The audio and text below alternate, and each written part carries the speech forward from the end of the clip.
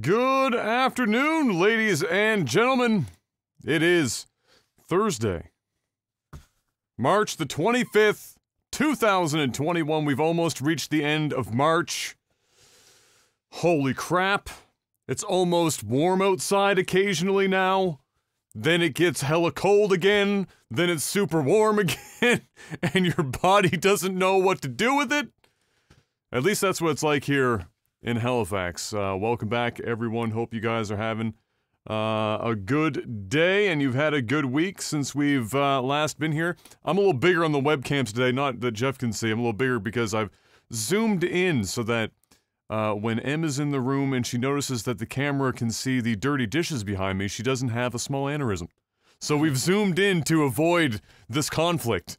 Our dishwasher finally bit the bullet about 2 weeks and a bit ago. It had been the electronics in it, the logic board was like frying itself, so it would randomly, if it was closed, it would randomly turn itself on and start running. If you wanted to run it, it would use the cycles that you didn't tell it. And if you really wanted to get it going, some days, or most days, you know, Dad would have to come downstairs, go to the circuit, the breaker, and flip the breaker on and off to the dishwasher to get it running. Eventually just decided, you know what?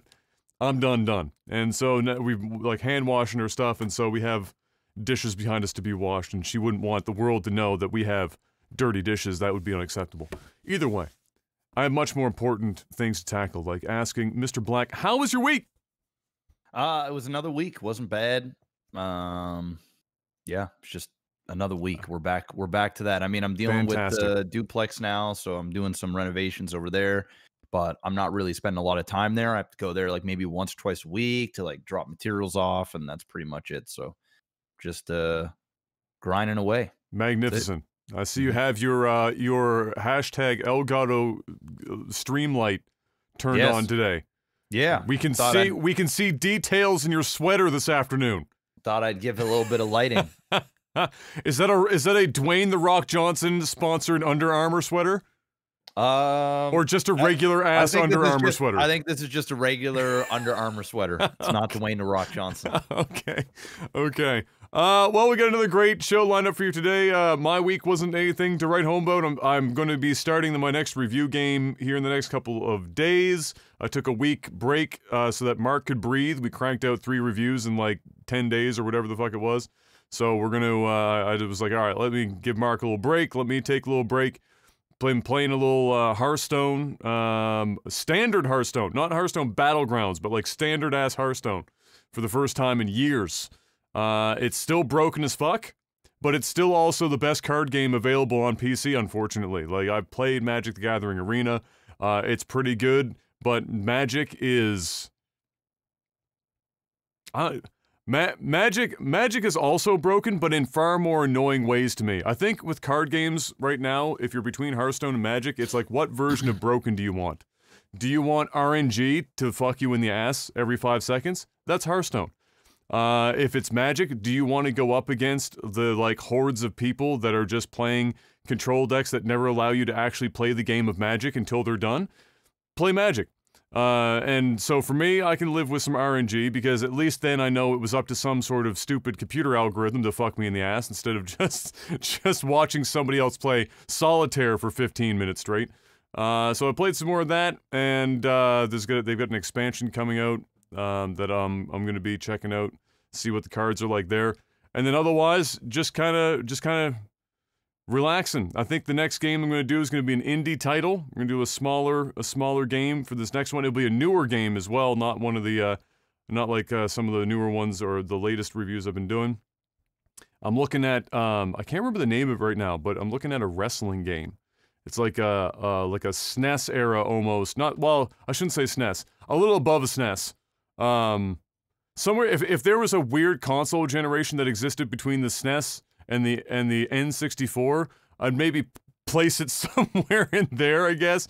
But I can't remember the name of it off the top of my head. But that's a front runner. And then of course, lots of people have been requesting Loop Hero. I don't know if you've seen anyone that you know of playing that on stream or whatever. No. It's another roguelike kind of thing, except it incorporates, I think it incorporates like deck building and all sorts of, it's like one of those 5 genres in one, and they managed to do a good job. Oh, okay. So like they decided to juggle all the balls at the same time and haven't dropped any yet, so lots of people are giving it a lot of praise. So somewhere in between those two. And otherwise, it's just been another week. Waiting for my taxes to come back. Waiting, that's the one thing, I'm on the edge of my seat. How much money is going to leave my bank account in the next couple of weeks is what I'm waiting on. You don't even know. I know. You don't even know. I mean, percent-wise, it's all the same. Right? Like I don't have hordes of cash, but the percentage coming out of my bank account is still gonna hit like a fucking truck. It's gonna not feel too good. We'll have to wait and see what that is. But otherwise, yeah, that's it. We got a great show lined up, as always. I say it every week, and I'll continue to say it. We got lots of gaming news to go over, so let's hop right in to some gaming news. Apparently, desperate enough to buy literally fucking anything to keep pace with how much Microsoft has been buying. And Microsoft's been buying up everything. Let's be honest. I mean, they have been on a shopping fucking spree. No window shopping at Microsoft. When you go out to the mall, you're coming home with some shit. Sony stepped out and said, hey, we need something, anything, somebody, please, God. Just, I don't care what it costs you, buy something. And so somebody internally at Sony went, what if we bought the EVO fighting game tournament? And so they did. So just this week, Sony Interactive Entertainment decided to step out and buy Evolution Championship Series, which of course is like the premier fighting game tournament of the world, basically, and has been for a hot minute. This has a couple of ramifications, of course, but the first thing that I was trying to come up with in my mind was, like with any purchase, is how does this benefit Sony? What does Sony get out of buying EVO? Because, you know, EVO does well. I don't think EVO is particularly a money generator in that it's not printing money in the way that some other acquisitions would possibly, you know, lead to. So I'm not 100% sure where they're going with this. Of course, fighting games are incredibly popular on the PlayStation. Arguably, outside of Smash Brothers, fighting games are, like, you might as well call it, like, the home of fighting games is the PlayStation console, and has been for a long time. And tournament organizers, not just for EVO, but in general, use consoles primarily for these tournaments, and obviously Sony consoles predominantly in a lot of cases. But those two things don't necessarily mean that it's like a value add. So I don't know what it is they're trying to do, other than just divest themselves into esports. That's it. But to what degree, I don't know. Like, are they going to step in and start playing Puppet Master with EVO, which has already been kind of like operating on its own for so long that it would be weird for Sony to come in and try and mix things up? Or are they just buying it to let them sit and do their thing and just own them for the sake of owning them? I have no idea. Do you have any idea as to what the hell you think Sony would buy EVO for at this point in the game? I don't know. I mean, maybe they're planning on expanding EVO and not just fighting games, you know, introducing something else to it. It's the only thing I can really think of. It's either that, or it's one of these cases of like companies being out of touch with what is hot and what isn't. Like, sometimes companies will like dump a bunch of money into something because some executive said, hey, we should go into this, and the guys up top or the gals up top are like, yeah, you're the expert, right? Yeah, that seems like a great idea. We've got 2 weeks before the end of the fiscal year. What can we do? Yeah, so it's like, let's just go buy EVO, right? I don't know. I mean, beyond that, the ramifications are biggest for the Smash community, because EVO was like the one really major sanctioned fighting game tournament in which Smash took part in. Most other Smash is more or less, I guess, no matter the size, you would consider them more of a grassroots type situation, right? And so with that having now gone into Sony's hands, Of course, Nintendo made a statement whereby they said, Nintendo has enjoyed engaging with fans at past EVO tournaments and wish the show organizers the best with their new venture. We will continue to assess EVO and other opportunities as we plan for future online and offline Smash Bros. Tournament activity. That's a really nice way of saying Smash Bros. Is probably not ever going to be at another EVO event in the future. So, and the unfortunate thing about that is that if you take EVO out of the loop there, Nintendo hasn't really given a fuck about any competitive anything. Smash has been like, the community has had to coerce every last little tiny half step that Nintendo has ever produced for the fighting game community in that regard, for tournaments and even allowing tournaments to happen sometimes. Like, Nintendo just doesn't want anything to do with this, I think, in general. So, them saying that they're going to, you know, look into other opportunities for future online and offline tournaments doesn't really bode all that well, and I think that Smash is going to have to be almost 100% run grassroots, smaller tournament, and just stick to that until somehow another opportunity comes up. Whatever it is, it's not going to be EVO anymore, and we'll have to wait and see just how hands-on Sony gets with their new acquisition. But a very strange buy, especially if you take into consideration how esports has been in the last, like, 6 months. Esports is not in a good place right now. No. Everyone is being fired or let go or laid off or whatever you want to call it. Which is even scarier, considering you would think at a time like now, it would be more popular than ever before. At least for online stuff, right? Like, obviously in person can't, but... Well, of course, but I mean, like, let's be real here. You can hold... It's video games in 2021. Yeah, like, you don't need an exhibition. Like, you don't need to go to a convention to hold an event. Everything is digital. Like, everything. All the games we play are digital. So, you know, I would have thought, like, streaming in general has gotten much bigger, and viewership and stuff has gotten much bigger. So you would think just naturally esports would just get bigger, and it's been the opposite. It's kind of it's weird. I don't know if people just kind of laid down and died and was like, yeah, it's the whole world is coming to an end now, and we just don't want to do any events. But it seems like even the events that happened online, they seem to have done pretty well. A lot of people are tuning into them.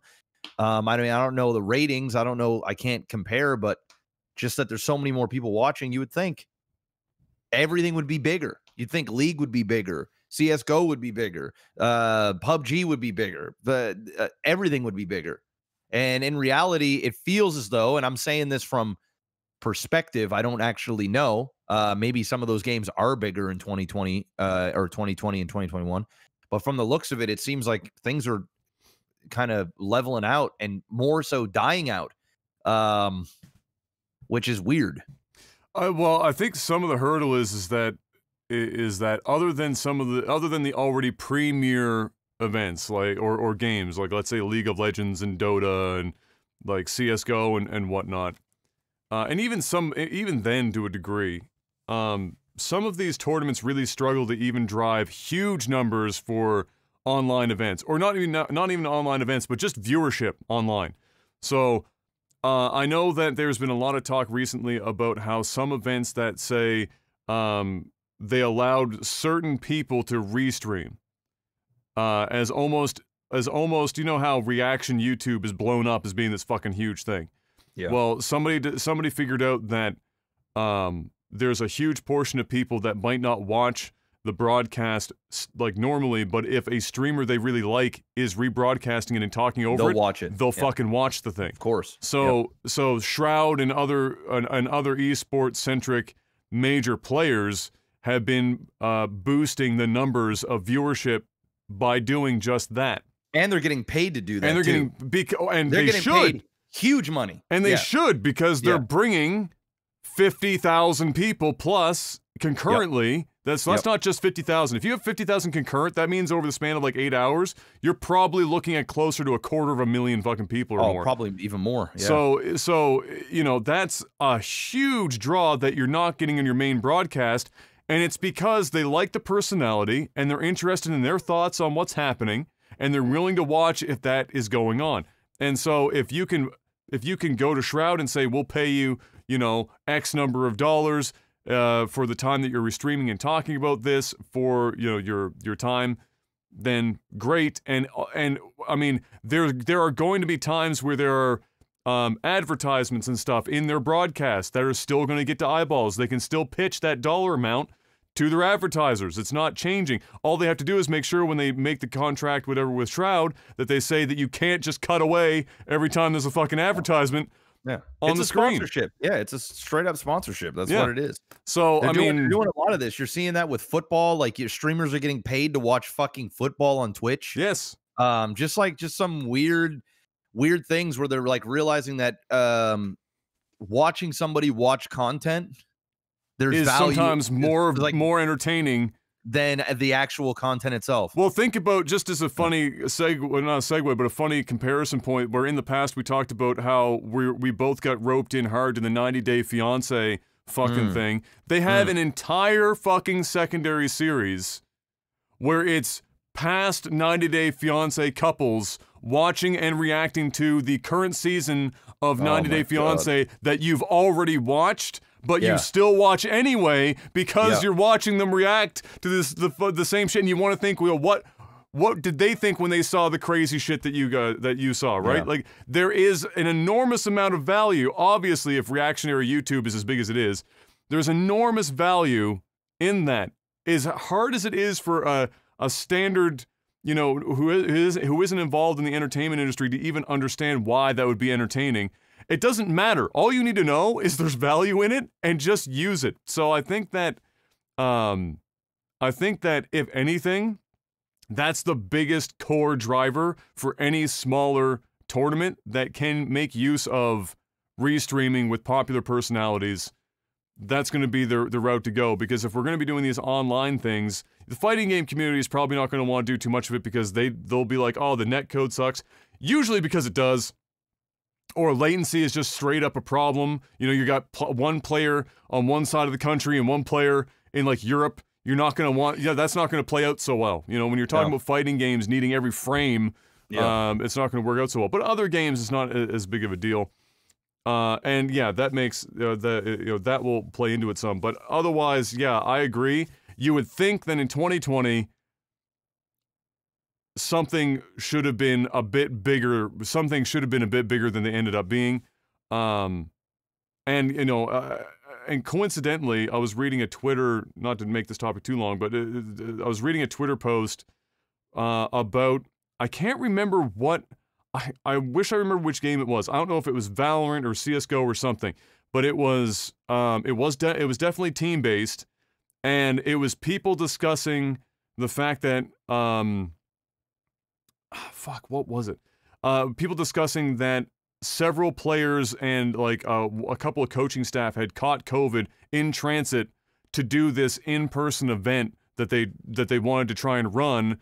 It was overseas somewhere. It might have been in Singapore. That might be a clue as to what game it was. It might have even been League. I don't know. But no, probably wasn't League.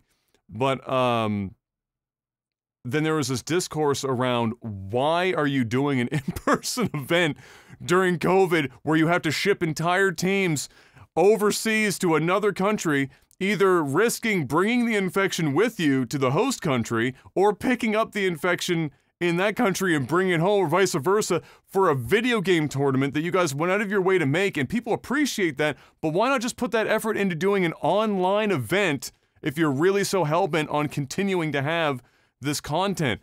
And that just seems to be a friction point. I don't know, obviously it's got to be harder to do online events than it seems from the outside. That's the only thing I can think of. Can't be harder than doing live events. Well, not that I could come up with. I mean, but yeah, I know what you're saying. But yeah, it's crazy. It's crazy. So we'll see. Ultimately, we'll see what Sony does with their acquisition. But for now, it just seems like they're just buying because they can, and it's close to the end of the fiscal year. That's pretty much all I can come up with. Discord, speaking of buying, Discord has been, I'm sure you saw this on Twitter a few times, Discord has been out shopping around for a buyer. They've been on the corners, they've been working the corners, looking for a buyer as hard as they possibly can. We already knew this was coming because of all the moves that they've been doing in the last year or so in regards to their partnership deals, clawing back what kind of, adding benchmarks to partnership contracts for what you need to be partner, clamping down on the types of content within the Discord communities, etc., etc. They're trying to make themselves as purchasable as humanly possible.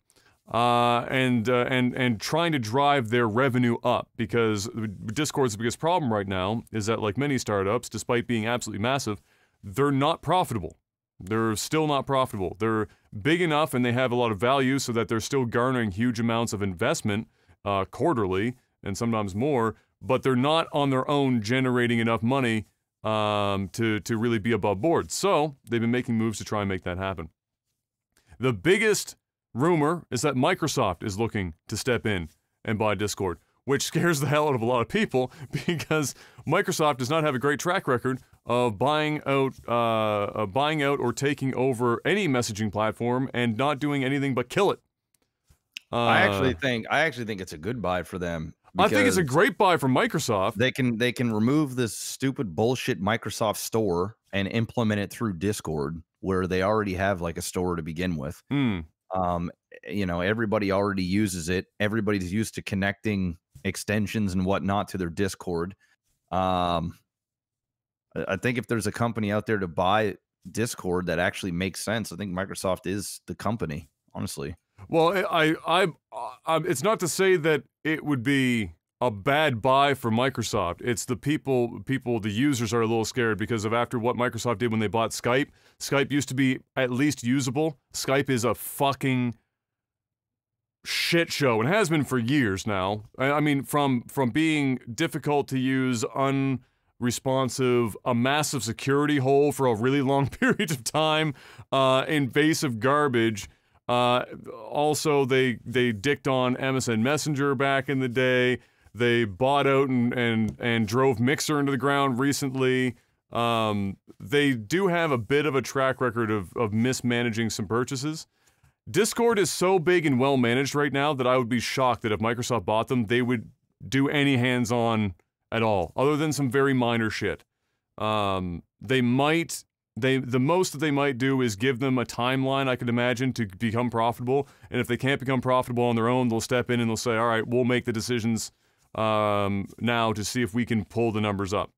But the current estimated value of that deal is $10 billion, which is a few dollars. And that seems like a lot of money, given the fact that I believe their 2020 revenue was $143 million. So that's a huge valuation for $143 million, considering that 143 does not bring them into the profitable territory. So why are they so valuable? Well, it's because it's a massive information hub. Huge. And it gets companies closer, whoever buys them, closer to their user base in the form of text and voice.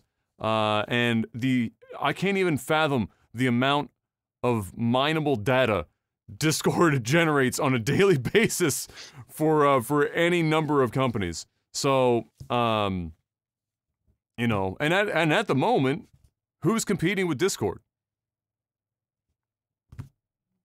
Skype? Zoom?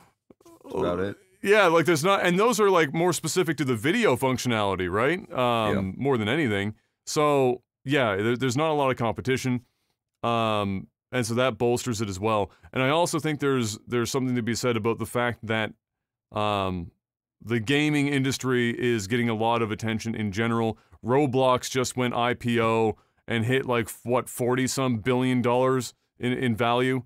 And that's a game that if you're not part of that community, nobody thinks about Roblox. And like outside of it's a very, very children oriented, even more so than Minecraft ever was. And nobody thinks about fucking Roblox. Roblox is huge!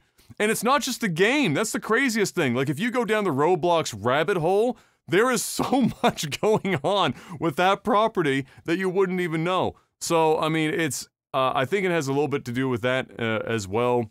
Yeah, who knows?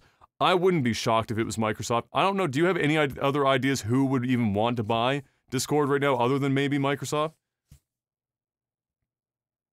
Like, who in the market's got 10 billion sitting around that wants to buy out a company that, yes, has promise but isn't profitable right now? You're buying an unprofitable company for $10 billion. Yeah, Microsoft just seems like the no-brainer. Yeah. Yeah, I can't think of anyone else. I mean, yeah. And at this point, the only other company I could see that could potentially buy them out would be like Twitch. That's a lot of money for Twitch, though. Twitch has got money, but $10 billion is a... Yeah, yeah, I mean, it's a lot, yeah, but it's Amazon, right? And so Amazon not Twitch by themselves, but Amazon buying it to integrate with because Twitch. Then they can incorporate, buying and selling and stuff on Discord, Marketplace. They could do a lot.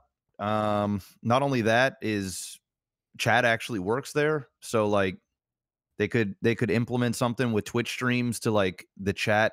You can also maybe put it in through your Discord. I don't know. I have no idea, but I think Amazon or Microsoft are just really the two only juggernauts that it would make sense where they could actually turn a profit if they wanted to. Yeah. The only there's no competition for it. The only one that that people within the streaming sphere talk about right now is, what is it called, Gilded or whatever.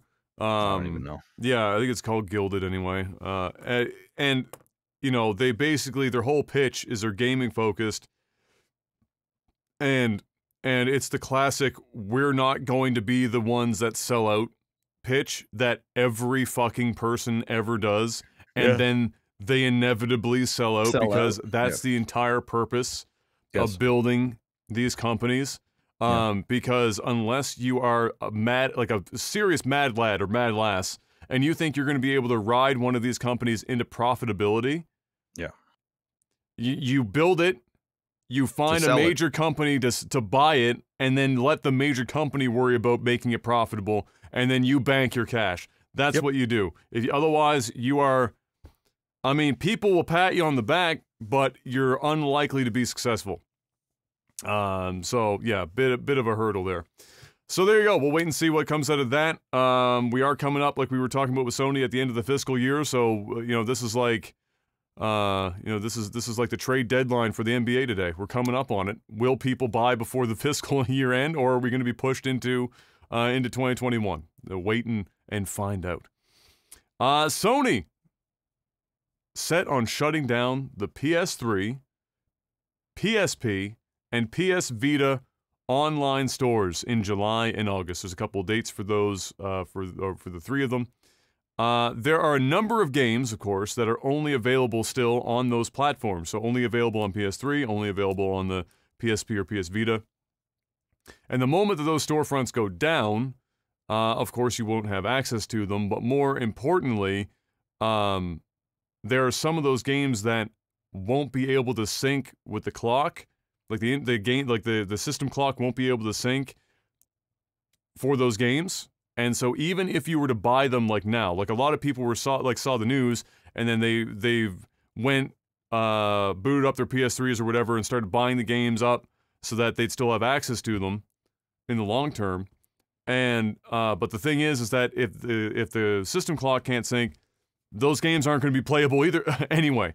So it's a bit of a shitty situation, of course, because many of these games haven't been made available anywhere else, like we were saying. So not on the PS4, not on the PS5. Of course, the goal for many of these games, I'm sure, would be re-release in some capacity, because PlayStation hasn't done what Microsoft has been doing in terms of the backwards compatibility with a lot of these games. They just haven't gone down that road. And the more unfortunate thing is that, of course, emulating that generation of console is not in a good place right now. It's really hard to fucking emulate a PlayStation 3. It takes some grunt to be able to software emulate a fucking PlayStation 3. I mean, think about how hard it was to emulate like a Nintendo 64 for the longest time. And still some games struggle, let alone trying to emulate a PS3. So yeah, that's a bit of an unfortunate. It was inevitable, obviously. They weren't going to run the fucking online stores until the end of time, but an unfortunate development for those who are in that ecosystem. You know, there's a fair amount of people using PS3s, for example, as their backwards compatibility thing, because the PS3, especially the fat PS3, which you have, Mr. Black, can go backwards all the way to PS1, which is still one of the greatest values in console fucking history, was the fact that it could reach back that far, and so this just unfortunately locks out a bit of the usability there. I think people will survive, man. I'm sure people will survive. It's just PlayStation 3, they'll survive. PSP, and fucking Vita. The amount of people suffering from this change is about 4.5. Well, especially the Vita. It's literally the about Vita might be the Vita might be less than 4.5. There might be 10 collectively throughout all three systems where people are like, "Oh, shucks, man, that my PlayStation 3 store is no longer available in 2021." I think fucking who? Yeah, I think it's less about buying new games and more about the people just hoping that the games they've already bought and aren't available anywhere else are still playable. If that was still a thing, I don't think people would be too worried about it. I mean, let's keep it real, man. The games that you bought from fucking back in God knows 15 years ago. I mean, how many people are running back and playing their games? Like, holy shit. Like, I mean, some of it is just the thought that you've bought it, right? And you want to have access to it. It's the idea. With physical games, you don't have that issue, right? The physical games, you own them. You have the system. As long as the system runs, you plug in one of the, for example, 410,000 games you currently have behind you into a console, and you can play it. Are you going to pull out Super Punch-Out and play it 5 days a week? No.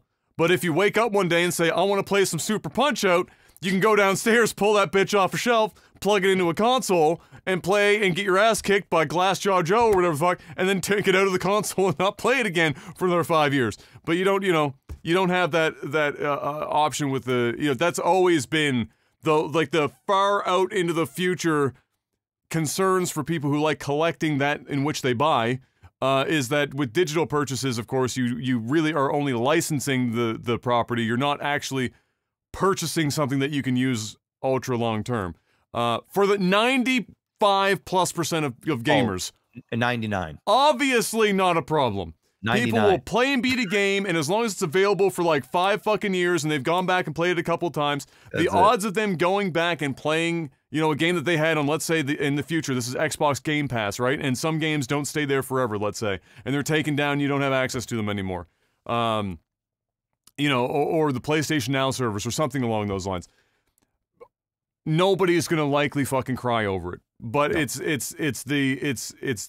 transitional period where not everything is available on services yet, and there's no other place to find them. Yes, very small group of people, but still a thing. That's like Brython's saying in chat. It's everyone's like nightmare fuel for Steam. It's like they have this massive fucking library. God knows how much money people dump into Steam on a yearly basis. And then their biggest fear is like, oh shit, one day Steam could just pull the plug one day, or games could just be taken off of Steam at any given time. They have been in the past. It's not uncommon. It's just one of those things with digital stuff that, and why people, for example, this is still, in my opinion, not just because of Blu-ray playback, why the PS5 version with a disc player is still more popular than the digital-only version, is people still want to have physical games so that they feel like they literally own said physical game. But yeah, there you go. So you got until the summer. I looked around, and the modders and emulation community are already working on the clock syncing workaround. So at least if you still own the games, you'll be able to have a workaround to still play them, if you so wish. And they have some time to figure that out. If there's one thing that we know about the internet, it's undefeated. So I'm sure they'll figure something out before it all goes down. Akumi Nakamura, sorry, the Ghostwire Tokyo E3 presenter that took over the entirety of social media because everyone thought she was adorable. Do you remember this girl? The one that was like the spooky? The spooky! All right. So, 3 months after that presentation, she left the company that she did the presentation for. And she did so because she said that the working environment there was literally, it had become detrimental to her health. The working hours were a little overbearing, and people in general, not just her, but people in general were not healthy, not happy.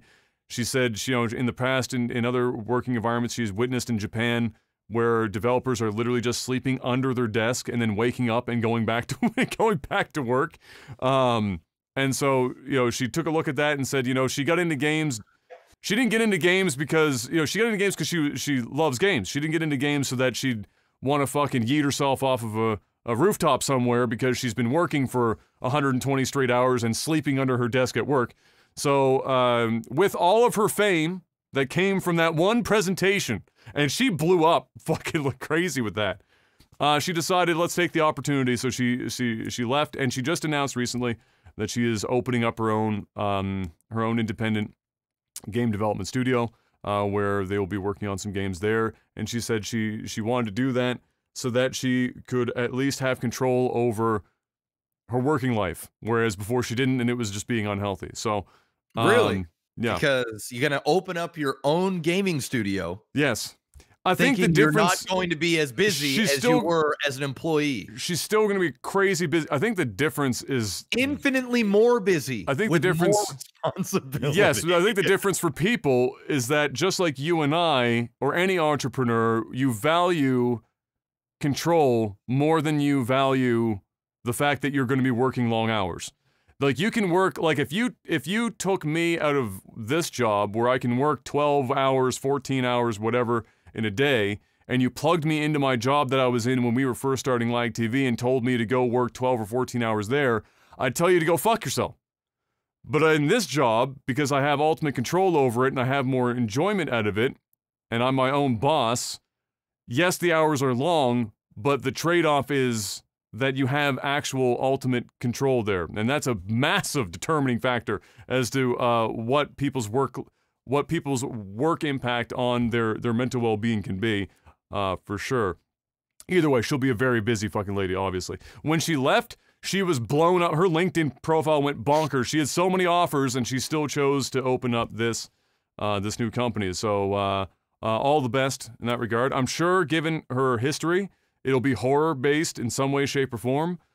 She was with that company for almost a decade, working on pretty much exclusively, I mean, it was Shinji Mikami, so it was exclusively horror games like The Evil Within 1 and 2, and then, of course, Ghostwire Tokyo, and so I'm sure that will continue to be the route that they take. But yeah, we'll wait and see what else comes out for her. All the best. She seemed like a great person. And lots of people were behind her, so maybe that produces something good. Or maybe she gets work burnout and it doesn't go anywhere. Yeah, or maybe she has to force to make all of her workers work 12, 15 hours a day in order to hit certain deadlines, and it'll be a full circle. Well, as we know, at least, she didn't do it because she felt other people were she didn't feel for other people. She did it for herself. If other people don't give a fuck about working long hours and they just want to do it, that's on them. Or they can do what she did and go start their own company, and the cycle continues, as we've seen all throughout the last 2 years. Nier Automata has been getting review bombed on Steam recently as players are frustrated that their version is now woefully behind the recently released Windows and Xbox version that's called Become as Gods. Basically, it's all sorts of the DLC content, and they also gave it a patch for like 4K and HDR and all the bells and whistles, and then a ton of bug fixes. And the Steam users are sitting there going, hold up, why do we have literally none of this? They're asking specifically, of course, the content's one thing, but they're asking specifically, of course, why they can't at least get bug fixes. Square Enix hasn't said anything about updating the Steam release whatsoever, and they've been sitting around and not particularly happy, and so, of course, like, every other thing in this day and age, the only way to get attention of gaming companies is to bomb them on social media and bomb the fuck out of their games, review-wise, on every platform available, just to get attention. I do find it particularly strange that they didn't, like, in the release, say that the Steam version is going to get, like, the patches for bug fixes and, at the very least, and, you know, the 4K thing is whatever, but at least the fucking bug fixes, like, goddamn, that's savage. If you're out here releasing, like, this crazy, full-fledged version on Xbox and Microsoft Store, and Steam's been sitting there since 2017, and you're not going to put out the bug fixes, that's some savagery, to say the least. Either way, there you go. For those who give a fuck about that game, Godspeed. Game Pass, though. I'm pretty sure it's on Game Pass, so go play it there. Microsoft is rebranding Xbox Live, Mr. Black. After, what, my god, 17, 18 years, whatever the fuck it's been, since Xbox Live's inception, they're rebranding it to the Xbox Network, presumably to better describe the multiple functions that it serves now instead of just being the thing that you go on and play Unreal Tournament with. So there you go. It's been popping up on the beta testing platforms for those who are in those programs in the branding. No longer Xbox Live, Xbox Network. Means absolutely nothing in terms of functionality, of course, just a name change. And also in relation to that, Xbox Live at least, we talked about how they are going to make stuff like Fortnite and whatnot free to play for multiplayer now, whereas in the past, you still needed to have Xbox Live Gold. So that's still being rolled out, and they're also going to make the Xbox Xbox chat, party chat system or whatever also free, so that you can use those two things in conjunction without having to pay anything. That's going to also be rolled out here in the not too distant. And to go along with that, some interesting info from Game Pass came out. We have a little bit of an idea of what the average Game Pass user is like and what Game Pass has been doing for these players. So, some stats here. Members of Game Pass spend 20% more money on gaming overall, which is an interesting stat by itself. That you're paying monthly for the service. Obviously, that's saving you a fair amount of money in buying each and every single game that you might be playing otherwise, and so perhaps you're now spending more on in-game purchases, etc., because of that money saving. And so that's substantial. Like 20% is a fucking boost. Also, 20% more time playing games in general for those on Game Pass. 30% more genres are played. Oh no, sorry. 20% more time playing games. 30% playing more genre, more games in general. So there's like three stats that are very similar here. So 20% more time playing, 30% more games, 40% more genres. So they're playing a bigger variety of games and a greater number of games, and spend like I said, 20% more money on gaming overall. The last total tally of users for the service was back in January, and it came in at 18 million users in January. I suspect that number has gone up pretty substantially since January, especially given the Bethesda acquisition has happened since then, and the release of all those Bethesda games, etc., have happened since then. So they're probably north of 20 million users at this point in the system. So that's very interesting. I think the most interesting stat is that it's 20% more money spent on games overall. That's going to be that's the stat that Microsoft's going to pitch to developers, right? Like, that's the one that Microsoft takes to a developer and says, hey, you want your game to come out on Game Pass. This is why. Yeah, they're not necessarily buying your game outright, and we're going to give you some money for that to have the game on the system or the service to begin with. But here's this other thing. They also spend 20% more in general. So if your game has microtransactions or anything like that, you can look forward to having this boosted income likely come through your game if it's on Game Pass. So, very intriguing stats.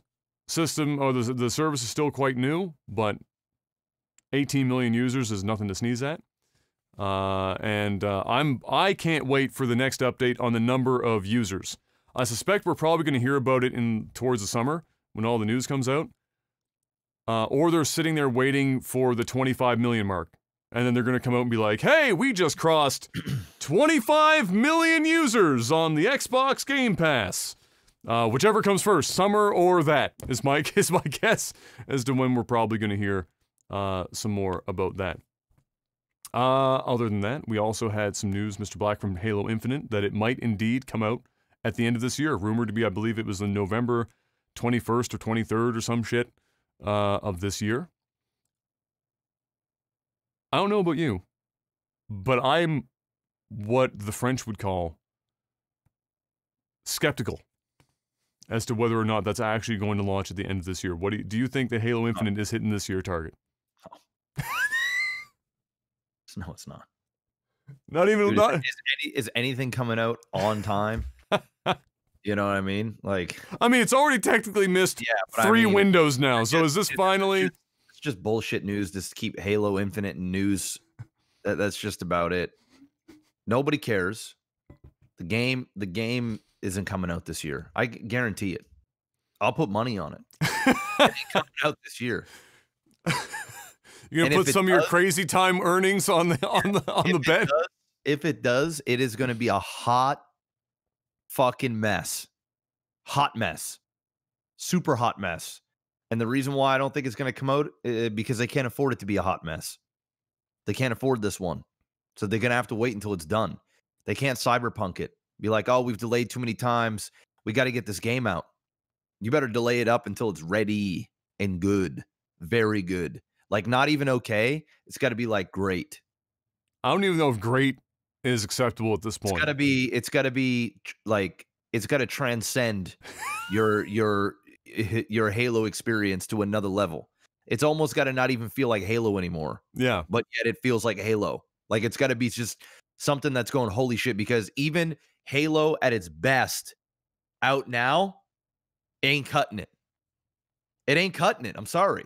No. The whole, like, I just need the Halo 2, Halo 3 experience again. That ain't cutting it. You come out with the perfect playing Halo from back in the day, it ain't cutting it. It's over. They need to come out with a whole new experience. Godspeed. It's the classic reinvent the wheel, but still make it feel like the original fucking experience. Yep. Because the original experience on its own, like you said, is not going to fucking fly. People are not looking for that today. No. At least not enough people to justify the size of this project, I guess, is the more specific. You know, if Halo comes out, it's going to sell, 7 to 10 million copies, right? Of course. By default. But that's not enough copies. They need 20 to 30.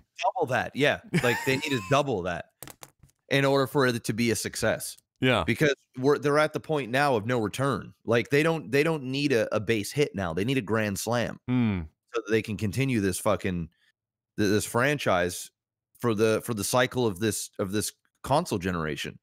And if this comes out and it's half-ass, or if it's a garbage game or whatever, it's over, man. The franchise is done. It's like Mass Effect. They come out with the next Mass Effect, and it doesn't. It's their last shot. It's their last shot. It's a new generation.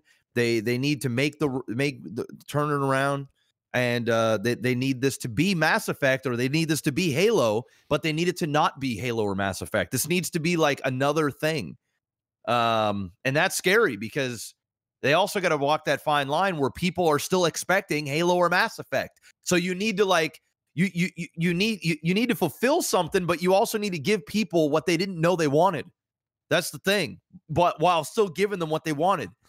It's a very, very tough, but that's the position they put themselves in by making shitty games. Yeah. If they didn't make shitty games, right, they could just do the Call of Duty thing where they come out with a new Call of Duty every year. And it's just like, it's okay. It's another Call of Duty, and great. But they've used up those lifelines now. They got none left. They're playing Who Wants to Be a Millionaire. They got no lifelines. They can't phone a friend. They can't do a 50-50. They need to know the answer when it's coming in hot. They have to have the answer. Bro, I don't envy their position. I feel for the developers trying to fucking pull this off. corporate really fucked them in the ass hard on this one. Big time. And you hate to see it because, like you said, and I agree, those are the best two examples. And it's funny because they're both Microsoft products. In general, or traditionally, Mass Effect and Halo, and they both need to be home runs, like actual smash hits. It's like when Mass Effect Andromeda was handed off to a B team, and you're sitting back, going, hold up. You're giving one of the most lucrative and beloved franchises in video game history off to a B team to make the next game, and then you expect it to go well? Yeah. After you fucked up Dragon Age? It was like watching, and we'll talk about this in the movie segment, but it was like, it was like watching Dumb and Dumber. It was like the original Dumb and Dumber, right? With Jim Carrey. And then you had like Dumber and Dumberer, which didn't have Jim Carrey. It had people acting like Jim Carrey. And they had like the B and C team take over a franchise that was an absolute fucking gigantic juggernaut. And they fucked it dry. And now people will just want to forget, or they want the old thing back. But also, if you give a new one, which they're actually making another Ace Ventura. But, But for example, Coming to America, right? Coming to America, they tried to give us what we had back in the day. They couldn't even do that. And the movie ended up, in my opinion, it's a hot fucking steaming pile of dog shit. But it's one of those things where so much time has passed. Things have evolved. Gaming has evolved. Humor and the things that were hot 15 years ago, 30 years ago, it's just not it anymore. We want nostalgia, but we want new experience. And the thing is people are used to the quality of life improvements that we've had over the years in gaming. And so when you actually get the old again, even though it says that it's what you wanted, it's what you thought you wanted. And then when you get it, you're like, this, you almost got to pretend like you're really having a good time, even though you're really not. Nostalgia is a fucking fickle beast, bro. Because nostalgia either makes you a shitload of money or it fucking kills you. And you never know which of those two things you're going to get until you release the shit to the masses. Because sometimes, like you said, people think that they want it, and then when you give it to them, they're like, you know what? I didn't really want this. No. And it just backfires like crazy. It's a hell of a drug. Godspeed, Microsoft. You're going to need it. God and fucking this game speed. Will not come out this year. It's not coming out in 2021. Speaking of probably not coming out in 2021, also rumored to be releasing later this year in the same probably window of time, roughly, and why I think at the very least one of these two games definitely won't be coming out. Bethesda's Starfield is supposed to be coming out the holiday season. Can you imagine? No. If the far-flung reality of so ignoring the likelihood of of either game making that window, ignoring that likelihood, Microsoft could definitely use by the end of this year a really fucking strong holiday season because they just don't have any games. They have Game Pass and they're making money hand over fist with Game Pass, but they don't have a lot of games to back that up that aren't just pre-existing fucking titles. That's only going to carry them for so long. And then eventually, if people aren't getting new games to it... It's what Disney Plus did, right? It's like Disney Plus. You launch Disney Plus. It's a whole bunch of old content, right? And that'll last you for so long. They ran that for about a year and then started putting out The Mandalorian, Falcon and Winter Soldier, WandaVision. They have some other movies. They got Hamilton that went on there. They have different, and now it's given people reason to resubscribe and stay and watch. If they would have just kept that same content going, it's bad news bears. It's like what we talked last week. So with the Game Pass, the Game Pass is incredible, and it's a perfect, it's the perfect foundation to keep people engaged. But they still need first-party titles. If they don't have them, they're gonna be in trouble. Like they have a window, And fortunately, the Game Pass is so value that the window right now is wide open. But there will come a time where the windows are going to start closing, especially when Sony is buying up more shit, have a bunch of first-party titles. They're selling a lot more consoles. They don't have the Game Pass, but they've got the titles. And unfortunately, I don't care how you spin it, it's only going to take you so long. So yeah, you're right. They need titles. They need these games to come out. Problem is, they're fucking everything up. And COVID ain't helping. It's already taken what they're already fucking up like crazy. You throw COVID in the middle. How can they do it right? I mean, look what Cyberpunk did, man. What a colossal failure that was. Cyberpunk is still not back on the PlayStation Store for purchase. That's mind-blowing. That's actually insane to think about. That's actually insane. There's a I didn't put it on the news, but since you brought it up, I'll just briefly mention it. Where the estimated by an intelligence firm has estimated that the total sales for this entire quarter digitally for that game is like 500,000. Yeah, that's bad. And then the trending of it from the launch day down is 1% of launch day. But and they compared it to other titles, and it is trending like bottom of the fucking barrel. And no wonder, it's still a broken hot mess, and it's not even available on certain fucking storefronts because it got taken down.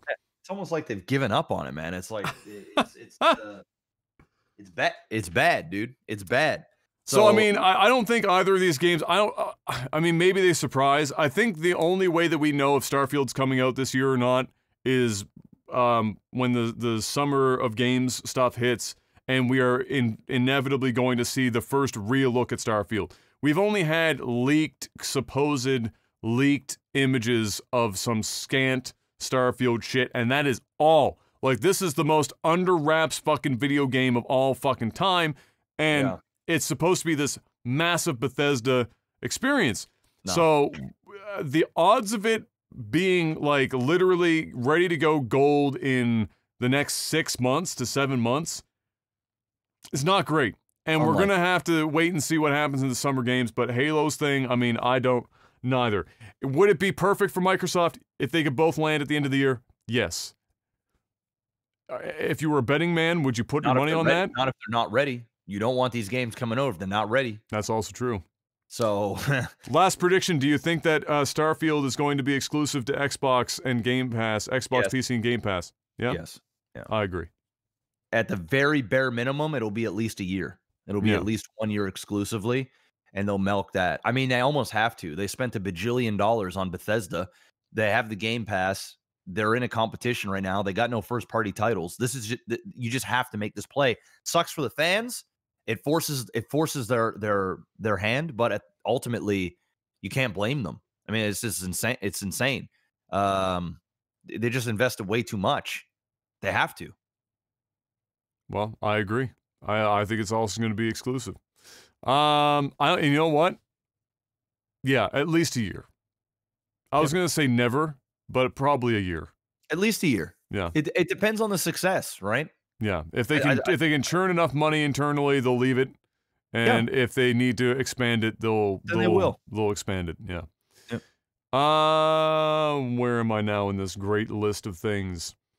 Just the last little piece here. Xbox Series X and the Series S are to start receiving the Dolby Vision upgrade. They mentioned that this was going to be eventually hitting the console.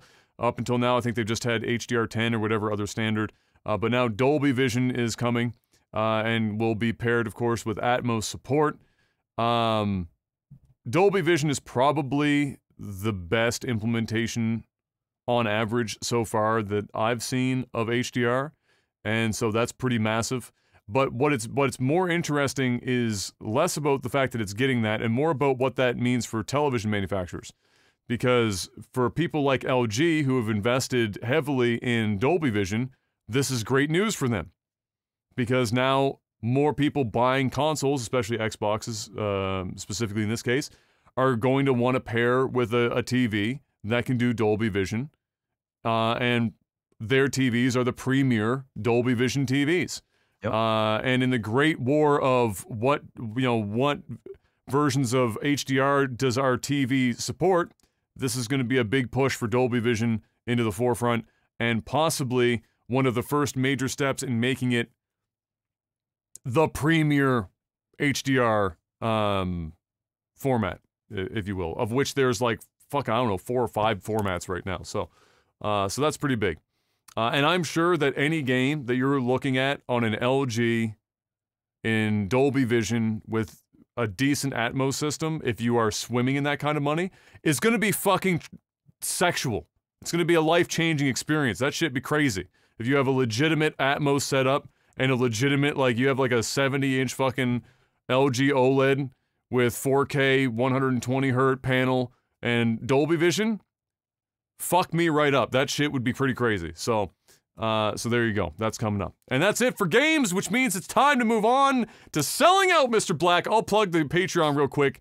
Though, patreon.com/lagtv. You can support this podcast financially, directly, just like that. Get a couple perks along the way, most of which involve the upcoming tech support segment, where you'll be able to ask us questions each and every week, and we will answer as many of those as possible. But we also have some spectacular, long-standing sponsorships that Mr. Black is about to plug now. We got Elgato. If you don't already got a Stream Deck, you all gotta get one. They also got microphones. They're Wave products. They've got now soundproofing that you can easily and very sexy looking put it on your walls. It's nice, clean, good, high quality, very affordable in an industry where it is very expensive. You can also grab your lighting. I'm using my Elgato key light. You know, look at the difference here. Look, we turn this off right here. Look how much darker it is in my room. Terrible. What we had before. But what's cool about this is it turns bright. The lighting, and then it'll turn on itself, and then it'll dim. And then, so what it does is it essentially it goes bright, it detects how much light it needs to use, and then it adjusts. So that you get the proper lighting you got going on. And of course you can change it manually and stuff. I know this has nothing to do with sellout, but I'm just gonna, they might even already be thinking about this, Mr. Black. But I'm gonna give Elgato a free idea, okay? Okay. They get into the webcam market, all right? These lights and shit can already be hooked up to Wi-Fi as it is, so it's on the network. The camera software connected to the same thing, the camera software can output the luminosity of what it is currently receiving, and if it's attached to an Elgato light or lights, the lights can adjust to reach the appropriate light level and white balance automatically. I like where you're going with that. Might already be a thing. You never know. It might be coming. You never know. Who knows? But I do know one thing. You need to check out Elgato. Link is in the description below. We also got Nordvpn. If you guys don't already have a VPN service, www.nordvpn.com/OTT. Use the promo code OTT and get yourself 68% off. They missed an opportunity with 69, but it's okay. We still love them. 68% off when you use the promo code OTT. You get a bonus month as well. And you stay safe. You stay anonymous. You stay protected. You get to watch different regions of Netflix if you want to. By the click of a button, you can watch region block contents. It doesn't even matter if you are in the Great China Firewall. You can still break through it using NordVPN. Yes, it even works in China. And you can have up to 6 simultaneous devices on one account at the same time, which means 1 account per household. You can make it happen, and at the price of less than a cup of coffee a month, and you get to support the stream and the sponsor. Stay safe, watch different content. It's a no-brainer. Go out there and spend some damn money on NordVPN. But not a lot of money. Because it's cheap. But effective. So go out there and make it happen. Like a condom. Cheap but effective. There it is. That's it. And now it's time for Movies and DVD. Someone, somehow at Jeopardy decided, Mr. Black, that a good guest host while they look for a permanent replacement would be Dr. Oz. How do you feel? Can't say I'm a big fan of Dr. Oz. But, you know, can't say I'm a huge fan of Jeopardy either. So, I mean, whatever makes the demographic happy, I guess. I don't know. The thing is, I don't think there is a single fucking human that watches Jeopardy that when they sat down and said, man, who would make a good Jeopardy host, temporary or otherwise, that Dr. fucking Oz was going to make that short list. Dr. Oz wasn't on the long list, let alone the short list. Dr. Oz is basically the biggest random product shill, as weaponizing his doctor status for so fucking long. He has been outed as like a friggin' scam artist so many times, but it doesn't matter because daytime television watchers don't really care, nor do they ever see any of that shit. Why they would ever bring him onto Jeopardy is beyond me, but fucking hey. At least it means that we know he's unlikely to be the permanent replacement of fucking Alex Trebek, which would be the worst timeline to live in. And we're already in a pretty shitty timeline. So, and that would be the nail in the proverbial coffin. Just give it to LeVar Burton. Straight up. And be done with it. Just, why all this theater? Just give it to fucking LeVar Burton. He wants it. Give it to the man. Give it to him. It's not like he's probably going to ask for $1 trillion. He's making Star Trek money in perpetuity. That man is done and dusted for money. Just give him a decent paycheck, send him out there, and just get on with it. For fuck's sake. Next up, we got Netflix is back on that Keanu Reeves hype, Mr. Black. Everyone is on the Keanu Reeves hype. Never stop. Seems to be ongoing. They're developing a live-action film and follow-up anime series based on Keanu Reeves' Berserker, which is an epic saga about an immortal warrior, or an immortal warrior's 80,000-year fight through the ages. Keanu Reeves will produce and star in the film as well as voice the anime. There you go. You know, that if it wasn't for the fact that it isn't high fantasy, that's basically the storyline of Lost Odyssey. Kime is an immortal warrior that has been a mercenary throughout the ages and cannot die, and all of the struggles and tribulations that come with what everyone thinks would be positives about being able to live forever. It looks in depth at the endless negatives of outliving everyone that you ever get close to or love, and all the things that you see, and the lack of progress in humanity, etc. That was the entirety of Lost Odyssey. This sounds like that, except with guns and Keanu Reeves. I'm in. I'm in. You sold me. Yep. You sold me a Keanu. You sold me. I'm in. I'm in extra. One of the best jokes I've seen for this so far is that the whole idea of it being about a warrior's 80,000-year fight through the ages. Somebody said, oh, somebody finally decided to do a Keanu Reeves documentary. And he doesn't age. And he does that, exactly. That's the whole that's the idea. The 80,000-year-old Keanu Reeves.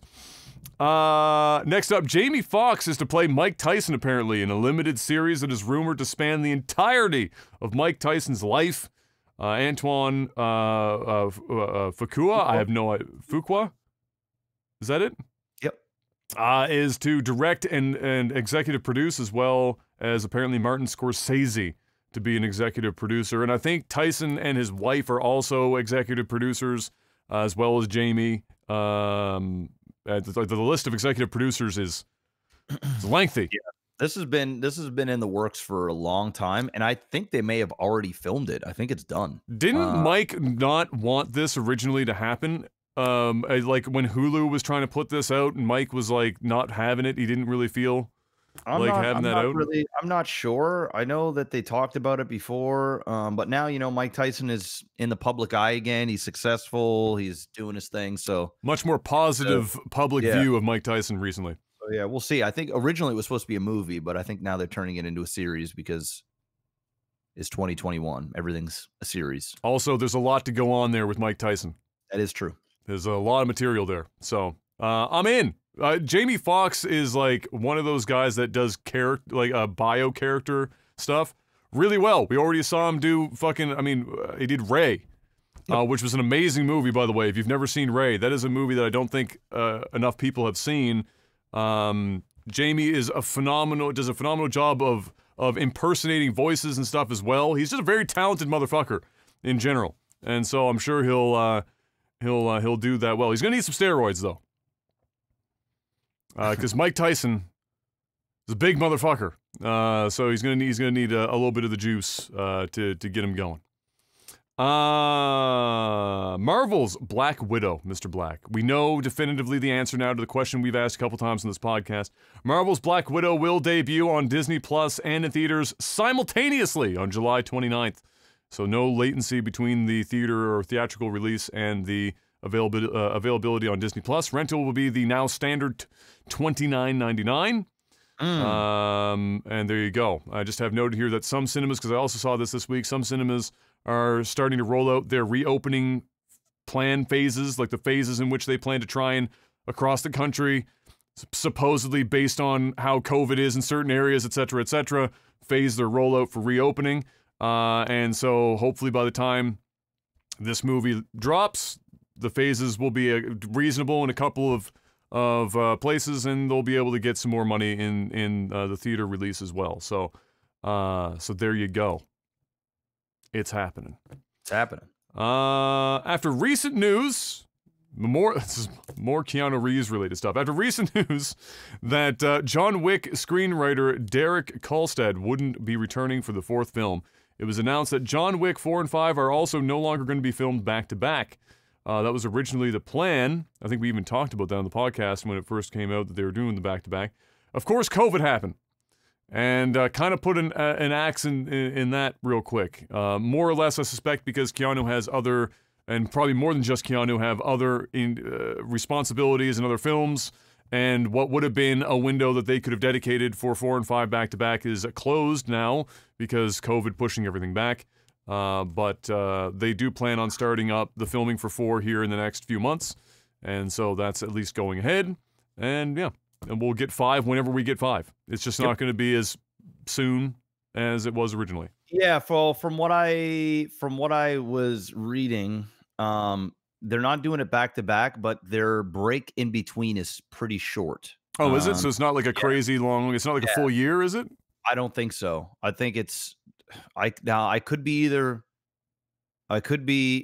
fucking this information up, so don't hold me to it. But it's either John Wick, that I think that there is a month or a little bit between, or it's Mission Impossible. Oh, because they're also doing back-to-back stuff, aren't they? Yeah, they were planning to. Actually, now that I think about it, I think it's Mission Impossible. I think, in fact, I'm almost certain it's Mission Impossible now. They were supposed to film them back-to-back. Now they're filming Mission Impossible, or it's filmed. They're doing a break to Tom Cruise is doing promotion for Top Gun. I think just for 1 month, it might be 1 month or 2, and then going right back into the next. That's gonna be a hell of a promotion cycle. Yeah. Fuck, that dude's gonna be on the road 24 hours a day, 7 days a week, for 4 straight weeks to cram that kind of promotion period in. Well, there you go. So, are those 2 separate? Is the Mission Impossible back-to-backs like a part 1, part 2, or are they 2 separate movies? No, I think they're 2 separate movies. Oh, okay. But I'm sure they probably intertwine, like they continue off each other. I just don't know. I don't think it's gonna be, Mission Impossible Part 1 and then Part 2. I think it's just 2 different movies. But I suspect they're probably more direct sequels to one another than. Yeah, I would imagine. Than some of the others have been. Yeah. Oh, sort of related to this also, Chad Stahelski, the director of the original John Wick, at least I'm pretty sure that's who that is to be part of the recently announced, and very recently announced, Ghost of Tsushima movie. So they announced that there was a movie going to be produced for Ghost of Tsushima, very popular video game here in the last year, with apparently enough material and Keanu Reeves gonna star. He's done samurai movies before. I'm in. You had me at Keanu Reeves. I have no idea. Probably not. But at the very least, the first John Wick was a pretty fucking good movie. So having John Wick's original director is a good start for any action movie, especially for something like a samurai movie where katana fights and whatnot are very choreograph heavy and whatnot. I'd be super interested to see what John Wick's director could do for that kind of a genre of film with that kind of combat. I think that'd be super sexy. So that'd be fun. Hopefully it turns out to be good. We'll have to wait and see who else is assigned to the project. This is super new news, so we'll wait and see and give you guys what we get when it comes through. And lastly, I've got here Pierce. I think this is a phenomenal casting choice. Pierce Brosnan has been announced as joining the Black Adam movie as Dr. Fate. And so there you go. You know what? Like Keanu Reeves, anything that Pierce Brosnan is in, I'm pretty much there to watch. There you go. I can't help it. I just have a soft spot for Pierce fucking Brosnan. I think he's just a really fun guy to watch on screen. I was talking about on. I never got a chance to see the rest of the series, but I think it was called The Sun or whatever. It was a TV series. I don't remember if it was AMC or HBO or where it was hosted. It's years ago now, but when I watched it, it gave me a totally different appreciation for Pierce Brosnan as like an actor, because most of the movies I've seen him in, you know, they're not exactly acting heavy roles. And then this series, The Sun, was a much more dramatic, much more. Yeah, I just think Pierce Brosnan he's just kind of got that charismatic movie. Dude, he's one of the most charismatic. Yeah, he's so likable. That I don't think he's particularly like an amazing actor. It's not that he's bad by any means. No, I don't think he's an incredible actor, but he does. He goes and he does the job. Yeah, you don't get mad when you see him on the screen. You're just like, oh, it's Pierce Brosnan. It's Pierce Brosnan. Yeah. And much like Keanu, that man is aging really well. Yeah. Unfair. Did you watch the Justice League? I did. Oh, yes, we could talk about that. I meant to actually write that down. I did, in fact. Em and I sat down and watched Zack Snyder's This Is My Life. So do we talk about it? I guess we can talk about it. Absolutely. I won't get too crazy, but yeah. I liked it a lot. It was way better than the original, which wasn't a hard feat to do in the beginning. But yeah, I liked it. It was a little long. I think it could have been chopped down to about between 3 and 3.5 hours. Because there were just certain scenes that I felt like I had watched 3 times. And it wasn't that I didn't like it. It was just unnecessary. Just it was almost extraneous. Yeah, it was almost as if they were like, you know what, we've got the footage, put it in there. So, you know, that wasn't, it's small, minor gripe. I think there is a 3.5 hour Zack Snyder Justice cut that is a little bit more superior than this one, simply from a rewatchable, like a reviewing. It's just so fucking long. But I love what they did with Flash. I love what they did with Cyborg. I thought that the characters were much more fleshed out. They didn't have that stupid weird shit where like Flash is falling between Wonder Woman's chest and making weird jokes, and it was much more serious. The only other gripe I had about the movie was the color palette is just, I got used to it, but it's so dark and gloomy, and the contrast is so just washed out. And the high dynamic range lighting was turned to 48 on that bad boy. I can't say I'm particularly a huge fan of that style. It was almost the 300 level of like HDR lighting. Like it was like without any color. It felt very like it wasn't a black and white movie by any means, but it wasn't far from it. It felt very dark. And I like my superhero movies like with color. Not that it has to be cartoony, but like everything just felt dark. And I know it's a darker, heavy movie, but I mean, Jesus, it was on another level. So those were my only gripes. If I had to give it out of a 10, like for what it was and what it is now, it's like a 9. But overall, like as for a superhero movie, it was like a solid 8.5 for me. Simply because it kind of wowed me. I was expecting it to be a lot worse, a little bit too much music video type, long slow motion shots. It just got a little bit over the top. But that's Zack Snyder's signature thing. So, you know, I can look past that. But yeah, I mean, they got to the point where Kayla and I were watching it, and it was just like seeing Aquaman for the, you know, third or fourth time in the first hour, just take his shirt off, or just like, you know what I mean? I made this, dude. I made the same fucking comment. So we're watching it, and one scene ends. He goes off the dock, and he's got a wife beater on. That's just a haggard wife beater that apparently he's had for a long time.